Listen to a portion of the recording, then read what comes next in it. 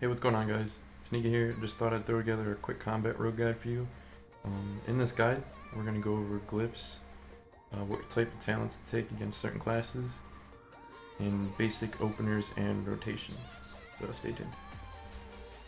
So when playing combat rogue, this is your basic cookie cutter setup.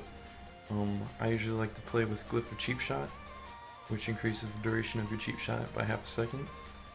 Glyph of energy, which I'd always use, which increases your energy by 20. And then if you're playing seriously, you want to play Glyph of Blind. Say you're playing with a warlock and he has dots on the target and you need to CC him like immediately, then that's what Glyph of Blind does. It removes all damage over time effects and it'll keep him CC for a good 8 seconds. But if you want to open against healers or any type of casters, you definitely want to go with Garrote instead of Cheap Shot, which adds a whole nother second. Playing against or playing with healers, you might want to take the Glyph of Recovery, which when your recuperate is active, you receive 20% increased healing from all other sources, so it just makes it easier on your healers to heal you. When I'm playing with duels or I'm just doing skirmishes, I like to play with Glyph of Recuperate, which adds a whole extra percent of your maximum health, which would shoot around an extra 3 to 4k healing. Some other glyphs you want to take is Glyph of Energy Flows when you're playing against any type of, like, I'd say warriors or rogues, anything that you can use evasion for, which spikes your energy flow definitely. Say a warrior's using Bladestorm and you're dodging all of it, you're gaining 10 energy for every time you dodge, so just think about that. Also, Glyph of Disappearance is also a very good one to use. It reduces the cooldown on Vanish by 60 seconds. The thing is, it doesn't put you in stealth, but with the Rogue's 4-piece set, with Assassination and Combat, when you use Vanish, you gain 5 combo points, so it's like an extra mark for death. And it increases your critical strike rating by 100% when using like a Reviscerate or a Revealing Strike or Sinister Strike. So real quick for talents, we're just going to have Subterfuge. When playing against casters, I like to use Nerf Strike. When playing against melee, I like to use Combat Readiness for the 50% reduction in damage. The next tier talent, I would like to use Elusiveness over Leeching Poison and Cheat Death. There's not really that big of a difference between Shadow Step and Burst of Speed. You can choose whatever you want. I prefer to play with Eternal Bleeding for the extra bleed damage. You can also play with Prey in the Weak. Mark for Death for the 90 tier talent.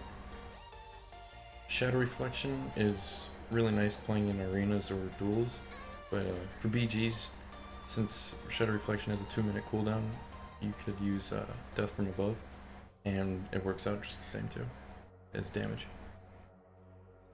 So before we start learning how to open and everything with the spec, there's a couple things I want to go over.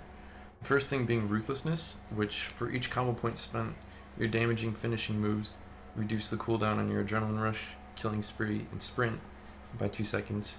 And all your finishing moves have a 20% chance to grant a combo point and restore 25 energy. So, say that Adrenaline Rush is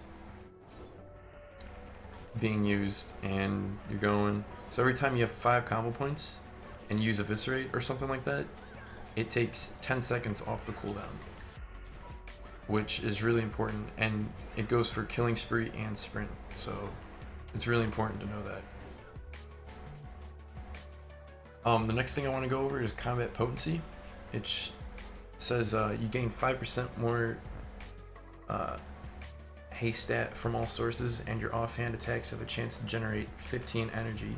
The slower the weapon, have a higher chance. So that's why people always ask if it's better to use swords or daggers or axes or anything like that. It's always best to use either swords, axes, or maces when it comes to combat rogue, but when it comes to assassination and subtlety, it's better to use daggers in that case. One more thing I wanted to go over is insight.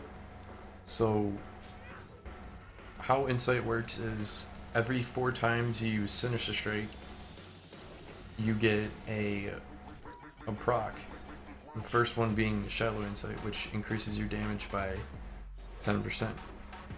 And then once you spam Sinister Strike 4 more times, you get Moderate Insight, and it increases your damage by 20%. And then when you do it one more time, you'll see these red swords that come on your screen. That means you're sitting in Deep Insight, which increases your damage by 50%, which is a huge damage bonus. And that's why I feel like combat rogues have so much burst damage, because when you mix Deep Insight with your unused trinket, put the target in a full kidney, 6 seconds, and then killing spree them, the damage is just off the wall crazy. And you honestly don't even have to have Prey in the Weak, but if you wanted that extra 10% damage increase, then go for it. But like I said, I always like playing with Internal Bleeding for the extra bleed damage. But other than that, that's the only things I really wanted to go over before we looked into the all the basic openers and rotations and whatnot like that. So we'll move on to that right now. Make the ground shake.